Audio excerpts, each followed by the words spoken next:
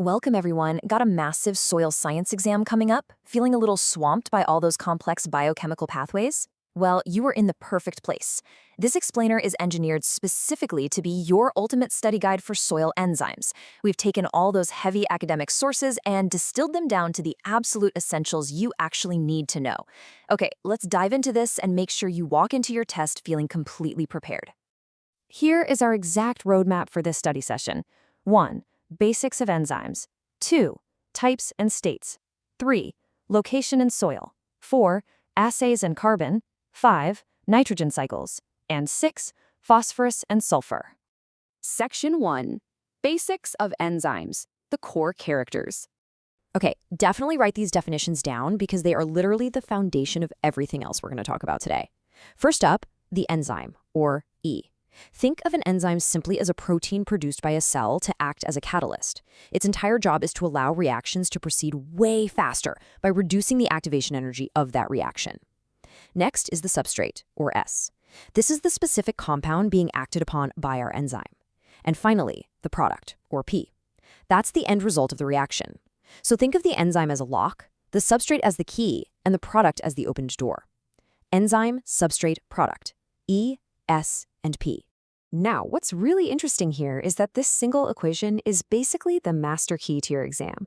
Pretty much every complex biochemical reaction we're going to study today is just a variation of this fundamental formula.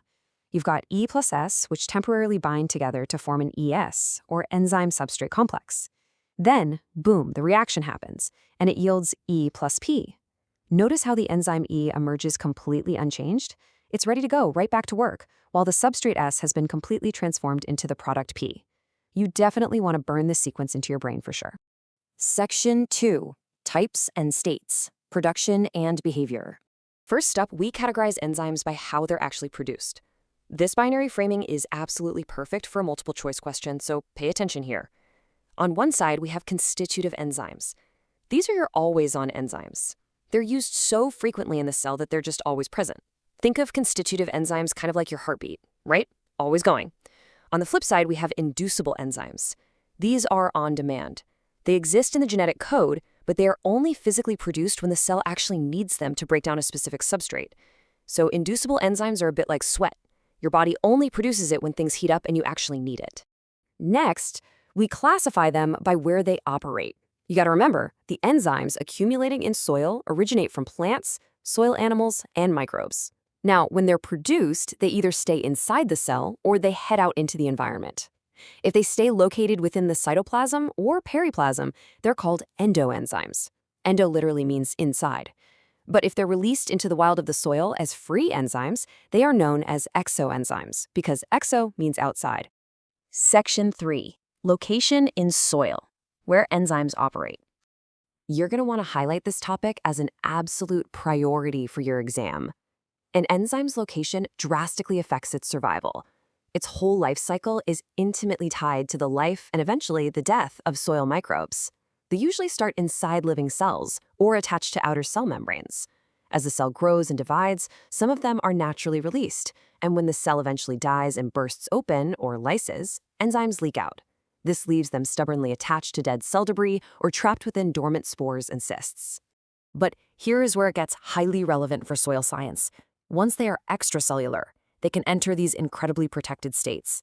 Sure, they can be temporarily associated in enzyme substrate complexes, but more importantly, they can become absorbed to the surfaces of clay minerals or complex with humic colloids. So the crucial point is this. When enzymes become a clay enzyme complex or a humus enzyme complex, they become incredibly resistant to denaturation. They're literally shielded from proteases that would otherwise destroy them. And this protection allows them to persist and function in the soil long after the cell that produced them is long gone. Section 4. Assays and carbon. Measuring soil activity.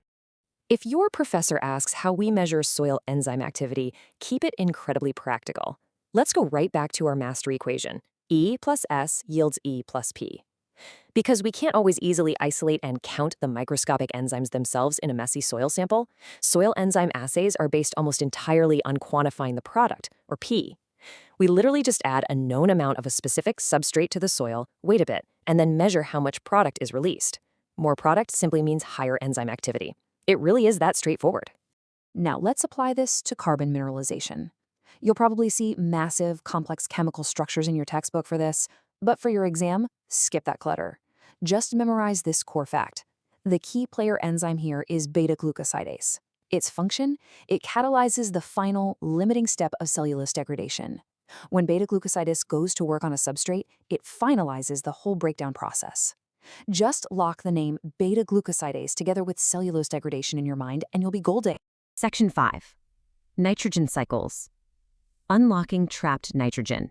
Nitrogen mineralization is this critical cascade of events that unlocks trapped organic nitrogen for plants to actually use. Let's move through this chronologically and see how it builds. It starts with step 1, aminization. This is where massive proteins are broken down into much simpler amines, which are represented as RNH2. Step 2 is modification. Here, those amines are converted into ammonium, or NH4+. Finally, we hit step 3, nitrification. This is a two-part biological oxidation where ammonium is converted first to nitrate, NO2-, and then all the way to nitrate, NO3-, yielding energy along the way. Your exam will definitely test you on the exact order and outputs of this specific sequence. Let's do a rapid-fire review of the specific enzymes driving these nitrogen reactions. Again, don't panic over the heavy chemistry, just memorize these core formulas. First, uricase. It takes urea and water and converts them into carbon dioxide and 2 molecules of ammonia, NH3. Next up is amidase. It acts on amides, taking RCONCH2 and water to release ammonia and RCOOH. Finally, you have a whole family of specific amino acid mineralizers, L-asparaginase, L-aspartase, and L-glutaminase. They act on specific amino acids, but notice the common thread here? They all mineralize these acids to release ammonia, driving that emulsification process we just talked about right forward. Section 6. Phosphorus and sulfur. Final nutrient cycles. All right, arriving at our final major nutrient categories here. For phosphorus, your star players are acid and alkaline phosphatase, right alongside phosphodiesterase. Their primary job is to add water to cleave phosphate bonds, which frees up phosphorus from organic molecules. Now for sulfur, the enzyme you absolutely must remember is aryl sulfatase. This one is vital because it is heavily responsible for sulfur cycling in soils. It takes an organic substrate, ROSO3-, and water, and mineralizes it into ROH and SO42-.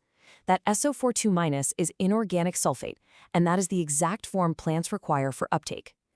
To wrap up our explainer today, I want to leave you with a final thought-provoking test question to chew on before your exam. Think about everything we've connected so far. If an enzyme functions by binding to a substrate to create a product, how might being trapped inside a tightly bound clay enzyme complex impact its physical ability to reach and break down a large substrate molecule? Does the incredible protection of the clay actually come at the cost of efficiency? Think through the physical mechanics of that E+S equation happening inside a microscopic layer of clay. Mastering that concept proves you truly understand soil enzymology. Thank you so much for studying with me today, and best of luck acing that exam.